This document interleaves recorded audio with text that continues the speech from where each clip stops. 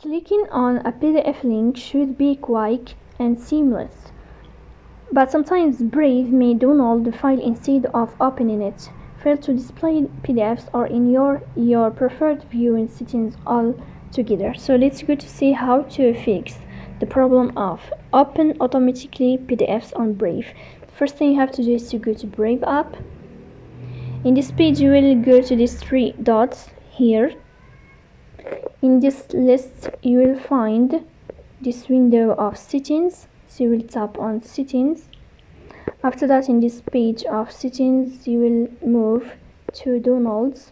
You will click on this page of downloads, and here in this window what you will find is this feature here, so you will tap to enable this feature in easy way to automatically open PDFs, as you see here. So this is how it works. If you are enjoying watching this video, and if this video is helpful for you, don't forget to support us by like and subscribe.